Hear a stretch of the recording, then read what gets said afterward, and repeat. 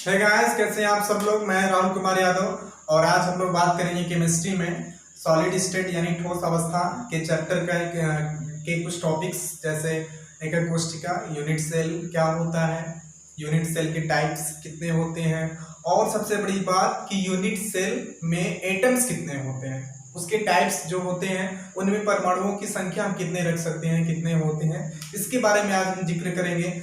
तो आप सभी लोग सबसे पहले कॉपी और पेन को निकाल लीजिए और जितने भी चीजें आपको बताई जाएंगी उसको बढ़िया से नोट करिएगा। तो हम स्टार्ट करते हैं यूनिट सेल। और यूनिट सेल जानने से पहले हम ये जान लें कि ये लैटिस क्या होता है, यानी जालक क्या होता है, क्योंकि जालक से ही बनता है यूनिट सेल। तो जो लैटिस होता है, लैटिस लैटिस क्या होता है, लैटिस को हम बोलते हैं जालक,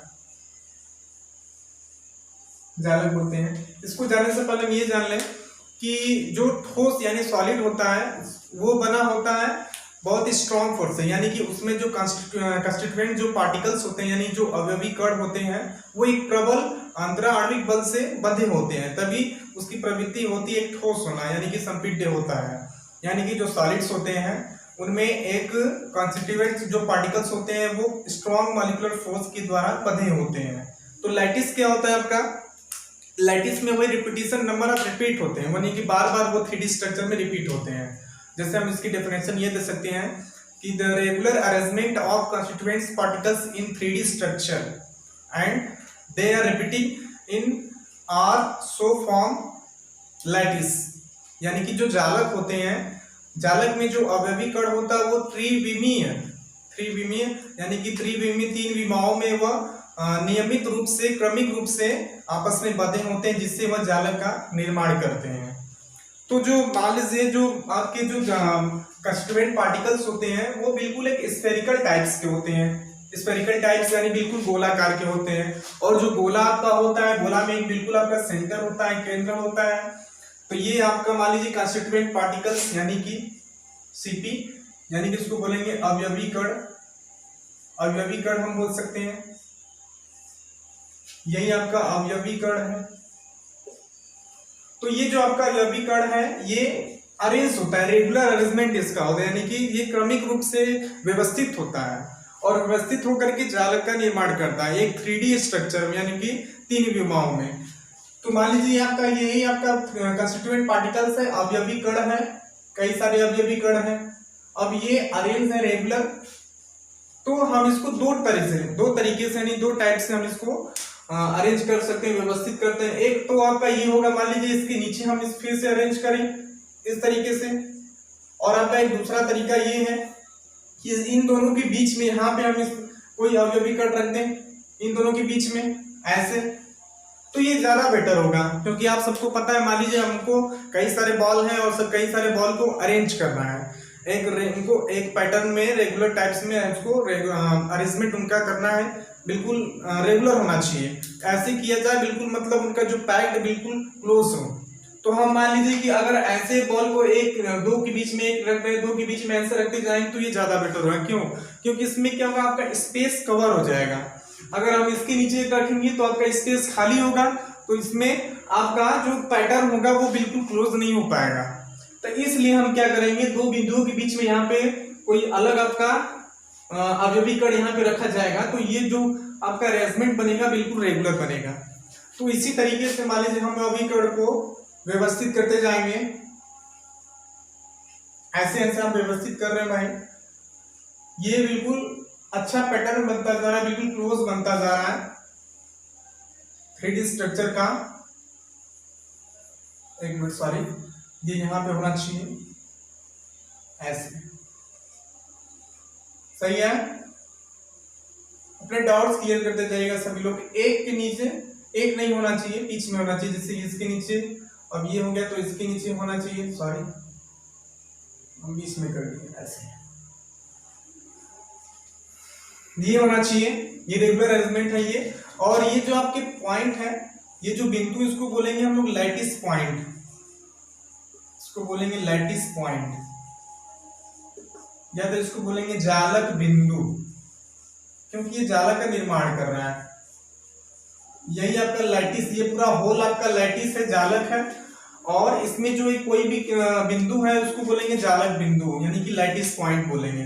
ठीक है, तो इसमें क्या होता है, ये आपका लैटिस बन गया, अवयवी कणों के द्वारा बनाया गया, उनका रेगुलर अरेंजमेंट हुआ, इसलिए वो लैटिस यानी जालक बना। अब उसमें बात आती है कि ये जो अगला जो टॉपिक होता है, ये यूनिट सेल क्या होता है, एका कोष्टिका क्या होता है, यानी कि अब हम बात करेंगे एका कोष्टिका। तो एका कोष्टिका क्या होता है भाई, यूनिट सेल यानी कि एकक कोष्टिका, एकक कोष्टिका की बात करेंगे, यूनिट सेल। आप तो इसको इकाई सेल भी बोल सकते हैं, कई लोग इसको इकाई सेल भी बोलते हैं, हिंदी में इकाई सेल भी बोला जाता है, जो आपको समझाया उसको ध्यान में रखिएगा। तब ये क्या होता है कि ये आपका मान लीजिए कि वो लैटिस यानी जालक है, अब इसमें आपको दिखाई देगा क्या, यूनिट सेल। तो यूनिट सेल हम समझने के लिए क्या बोलेंगे, जैसे यूनिट सेल क्या होता है, एकक कोष्टिका क्या होता है, आप सिंपल तरीके से आप समझ सकते हैं सरल भाषा में। जैसे मान लीजिए आपका जो घर है, मकान है, वो लैटिस है, जालक है, और उसमें यूनिट सेल क्या है, ईंट है। क्या है, ईंट है, यानी कि जो ईंट है, कई सारे ईंट के बगल में ईंट, उसके बगल में ईंट, उसके आगे ईंट, उसके पीछे ईंट, उसके ऊपर ईंट, उसके नीचे ईंट, वो आपस में मिल करके एक घर का यानी एक दीवार का निर्माण कर रहा है, तब जाकर के आपका क्या घर बन रहा है। तो उसमें जो सबसे छोटा वाला पार्ट यानी सबसे छोटी इकाई, सबसे छोटी यूनिट क्या बनी, ईंट बनी, समझा है। तो ईंट वहां पे क्या है, यूनिट सेल है। तो वैसे ही यहाँ पे समझिए, अगर मान लीजिए हमें बनाना होगा यूनिट सेल, तो हम कैसे बनाएंगे, एक बिंदु यहाँ पे भी रख लेते हैं तो ज्यादा अच्छा होगा। देखिए जैसे जैसे मान लीजिए इसको हम मिलाएं और फिर इसको मिलाएं, इसको मिलाएं, फिर ऐसे इसको मिलाएं और इसको ऐसे मिलाएं, ये आपका अगले बिंदु में जाएगा। सॉरी, स्ट्रक्चर कुछ ठीक तरीके से बन नहीं पा रहा है, ऐसे ऐसे, ये ऐसे आया और ये ऐसे और ये ऐसे गया, फिर ऐसे है। तो ये जो जालक है, इस जालक में ही देखिए ये छोटा सा जो पार्ट बना, ये आपका एकक कोष्टिका बना। फिर आपका इसमें बन सकता है ऐसे, ये ऐसे बना, ये ऐसे बना, यहाँ आया, ये यहाँ आया, ये यहाँ आया, ये यहाँ आया और ये यहाँ आया। तो ये जो आपका बिंदु बन रहा है, ये जो दोनों कोष्टिका बन रहा है, इसको बोलेंगे यूनिट सेल यानी एकक कोष्टिका। इसी को बोला जाएगा एकक कोष्टिका, इसी को बोलेंगे हम एकक कोष्टिका यानी कि यूनिट सेल। क्लियर है, बोलिए। ये जालक है पूरा, और उसमें छोटे छोटे यूनिट हैं, तब मिल करके ये आपका क्या बन रहा है, पूरा लैटिस बन रहा है, जालक बन रहा है। तो इसमें आपको क्लियर हो रहा है भाई कि जो लैटिस होता है, लैटिस में कई सारे यूनिट होते हैं। और आपका यूनिट सेल क्या होता है, यूनिट सेल की डेफिनेशन आप क्या देंगे, आप एकक कोष्टिका की डेफिनेशन क्या देंगे, the smallest unit 3D structure, या फिर आप ये बोलेंगे the smallest 3D point which can form lattice after repetition, यानी कि छोटे छोटे इकाई कणों के द्वारा बार बार रिपीट यानी बार बार दोहराने से लैटिस यानी कि जालक का निर्माण हो। आप ये भी सरल भाषा में बोल सकते हैं, यूनिट सेल की इकाई वह छोटी से छोटी इकाई जिसके बार बार दोहराने से लैटिस का निर्माण हो, यानी कि जालक का निर्माण हो। या तो आप ये कह सकते हैं इकाई यानी कि यूनिट सेल यानी एकक कोष्टिका वह सबसे छोटी इकाई है जो कि पूरे जालक का यानी संपूर्ण जालक का प्रतिबिंब हो, यानी उसी से मिल के बना हो। यूनिट सेल क्या है, सबसे छोटी इकाई है, किसकी, लैटिस की, जालक की। ठीक है, तो यूनिट सेल आपका क्लियर हो गया और आपका ये लैटिस यानी जालक भी क्लियर हो गया। अब इसके बाद हम लोग क्लियर करेंगे कि यूनिट सेल कितने टाइप्स के होते हैं। अब इसकी डेफिनेशन तो आपको बता दिए, अब आपका यूनिट सेल कितने टाइप्स का होता है, उसमें जो टाइप्स होते हैं उसका मतलब क्या होता है। ठीक है, तो हम इसको मिटा दें, आप लोग इसको नोट कर लीजिए या फिर इसका स्क्रीनशॉट ले लीजिए, जल्दी करिए सभी लोग।